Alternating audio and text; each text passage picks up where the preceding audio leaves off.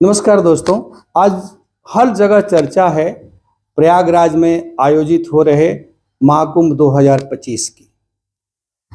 और लोग गंगा, यमुना और अदृश्य सरस्वती के संगम पर जा करके कुंभ स्नान करके अपने आप को कृतार्थ महसूस कर रहे हैं और दिव्य पुण्य का भागी बन रहे हैं। किंतु यदि हम देखें कि क्या हम कुंभ स्नान और इस महाकुंभ पर्व के वास्तविक अर्थ से, सच्चे अर्थ से परिचित हैं, ये जानना अत्यंत आवश्यक है। तभी कुंभ स्नान का वास्तविक लाभ हमें प्राप्त होगा। दरअसल कुंभ का वास्तविक अर्थ क्या है? हम सब ये जानते हैं कि पौराणिक दृष्टि से यह कथानक है कि देवताओं और दानवों के द्वारा समुद्र मंथन किया गया। उस समुद्र मंथन से अनेक बहुमूल्य चीज़ें प्राप्त हुई। उसमें सर्वाधिक बहुमूल्य चीज़ अमृत के कुंभ की प्राप्ति हुई और उसकी छीना झपट में अमृत की कुछ बूंदें उस कुंभ से 4 जगहों पर गिरी। प्रयागराज में, उज्जैन में, हरिद्वार में और नासिक में। और इसलिए ये 4 स्थान अमृत स्थान के रूप में माने गए और चारों स्थानों पर नदियों के किनारे कुंभ मेले का आयोजन तब से होता आ रहा है। ऐतिहासिक दृष्टि से भी इसका इतिहास 2500 वर्ष पुराना है। लेकिन जो पौराणिक ग्रंथों में कुंभ का जो जिक्र है वह क्या प्रतीकात्मक है या जिस रूप में कथा के रूप में, शाब्दिक रूप में जैसा वर्णन किया है उसी रूप में है?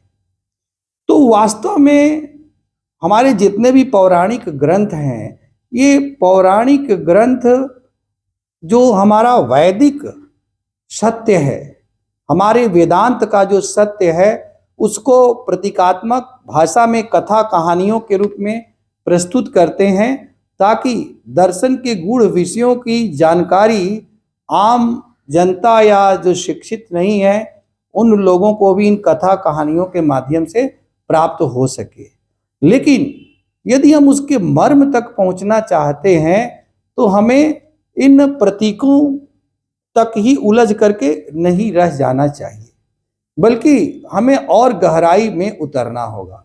ठीक उसी तरह से कि जैसे समुद्र मंथन हो रहा था, तो समुद्र मंथन के अंतर्गत सबसे पहले विष की ही प्राप्ति हुई थी और अमृत कुंभ की जो प्राप्ति हुई वह अत्यंत सबसे बाद में प्राप्त हुई।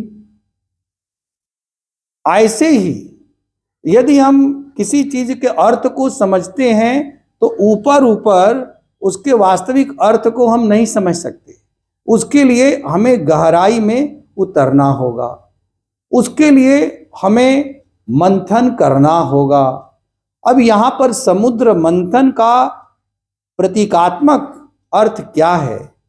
तो समुद्र मंथन का अर्थ है हमारा मानसिक मंथन, अर्थात हम अपना अंतः चेतना में जा करके चिंतन, मंथन, मनन करें। और किस बात के लिए करें? कि आत्मज्ञान हमें कैसे प्राप्त हो। क्योंकि मुक्ति का जो मार्ग है वह है सच्चे ज्ञान या आत्मज्ञान की प्राप्ति। और उस आत्मज्ञान की प्राप्ति के लिए ही हमें आत्म मंथन की आवश्यकता होती है। वास्तव में यह समुद्र मंथन उसी आत्म मंथन का प्रतीक है। और यह जो अमृत कुंभ है वह हमारे इस आत्म मंथन के माध्यम से प्राप्त होने वाले वास्तविक तत्व ज्ञान या आत्मज्ञान की प्राप्ति है। जिस प्रकार से अमृत पान करने से ये माना जाता है कि व्यक्ति को अमरत्व की प्राप्ति हो जाती है। यहां पर भी उस अमृत का भी प्रतीकात्मक अर्थ है और वह अमृत भी ज्ञान का प्रतीक है, किंतु किस ज्ञान का? वैदांतिक ज्ञान का। वैदांतिक संदर्भ में जो आत्मज्ञान कहा गया है उसका, अर्थात वो आत्मज्ञान क्या है कि मनुष्य के बीच में या संसार में जितनी भी चीजें हैं उनके मध्य किसी भी प्रकार की भेद दृष्टि नहीं है। हम सभी एक ही हैं। हम सब शरीर या भौतिक पदार्थ या पंच तत्वों से मिल करके बने हुए किसी आइडेंटिटी के रूप में नहीं है, बल्कि वास्तव में हम आत्मा हैं, हम सोल हैं। जैसा कि भगवान श्री कृष्ण ने श्रीमद् भगवत गीता के अंतर्गत कहा भी है कि आत्मा चिर है, अविनाशी है। तो इस बात का ज्ञान कि हम शरीर नहीं है, हम आत्मा हैं, और इसी प्रकार से हमारे समक्ष जितने भी लोग हैं वे सभी शरीर नहीं है, वो सब आत्मा हैं। और आत्मा के रूप में हमारे और उन सब में किसी भी प्रकार का कोई अंतर नहीं है, हम सब एक ही हैं। इसी बात को ध्यान में रखते हुए हमारे उपनिषदों में वसुधैव कुटुंबकम का विचार प्रस्तुत किया गया। तो आत्मज्ञान अर्थात इस बात का ज्ञान कि मैं वास्तव में क्या हूं। जब हमें इस बात का ज्ञान प्राप्त हो जाता है, जब हमें इस बात का ज्ञान प्राप्त हो जाता है कि मैं शरीर नहीं हूं, मैं आत्मा हूं, और उस आत्मा के रूप में मैं अविनाशी हूं, मैं अजर हूं, मैं अमर हूं, जब हमें ये आभास हो जाता है, इस बात की आंतरिक अनुभूति ज्ञान के आंतरिक मंथन के माध्यम से हो जाती है, तब हमें अमरत्व की प्राप्ति हो जाती है। वास्तव में इस गूढ़ दार्शनिक सत्य को आम आदमी के लिए कथा कहानी के रूप में प्रस्तुत किया गया, और उसके लिए ही देवताओं और दानवों के द्वारा किए जाने वाले इस समुद्र मंथन और उसमें से निकलने वाले अमृत की कहानी को प्रस्तुत किया गया है। आज कोई पढ़ा लिखा व्यक्ति इस बात को मानने के लिए कतई तैयार नहीं होगा कि किसी जमाने में देवताओं और दानवों के द्वारा मंदराचल पर्वत को मथानी बना करके और क्षीर सागर को पूरी तरह से मथा गया, और उसमें से इतने सारे रत्न निकले, कामधेनु, ऐरावत हाथी, यहाँ तक कि अमृत कुंभ या स्वयं लक्ष्मी इत्यादि जो रत्न निकले।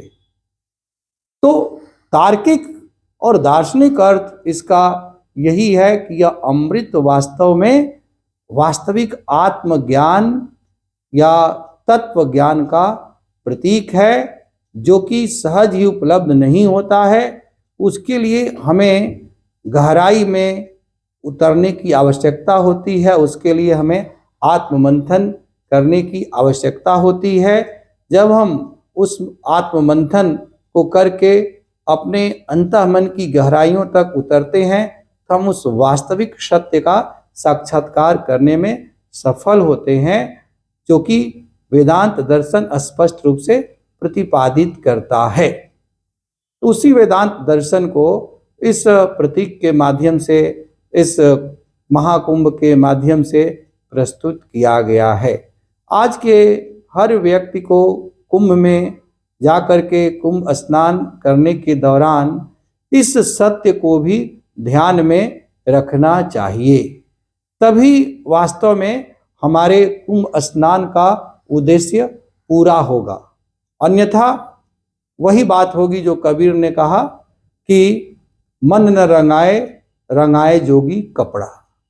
मन आपके मन का स्नान होना आवश्यक है। शरीर या शरीर के ऊपर जो कपड़ा है, खुद हमारा जो शरीर है वह शरीर भी हमारी आत्मा के लिए एक वस्त्र या कपड़े की तरह से ही है। तो मन को रंगाने, मन का मंथन करने की आवश्यकता है। केवल शरीर से गंगा नदी में जा करके स्नान कर लेना मात्र ही पर्याप्त नहीं है, इसकी भी सार्थकता है। मैं ये नहीं कहता कि इसकी कोई सार्थकता नहीं है, क्योंकि किसी भी प्रकार के आत्मज्ञान या साधना या सिद्धि के लिए तन का भी पवित्र होना आवश्यक है। जब तन हमारा शुद्ध होता है, जब हम शांत होते हैं, तब जाकर के हम एकाग्र हो पाते हैं और तभी जाकर के हम अंतःमन की गहराइयों में उतर पाएंगे। तो उसके लिए एक पवित्र वातावरण का होना, वो पवित्र वातावरण गंगा के पावन तट और गंगा जल से और अधिक क्या हो सकता है। इसलिए उसमें स्नान करने का भी अपना महत्व है, लेकिन केवल इतने से हम पुण्य के भागी नहीं हो जाएंगे या वास्तविक उद्देश्य की प्राप्ति नहीं होगी।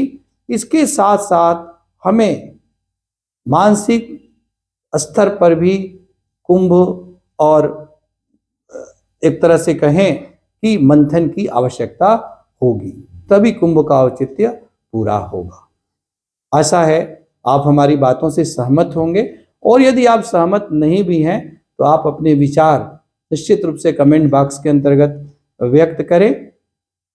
हो सकता है कि आपके माध्यम से कुछ नई चीज़ें जानने का मुझे भी मौका मिले, और इस चैनल को आप अधिक से अधिक सब्सक्राइब करें। मैं अजीत कुमार सिंह आप सबका बहुत बहुत आभार व्यक्त करता हूं अपने चैनल एक्सेलेंट IAS एकेडमी की ओर से। धन्यवाद।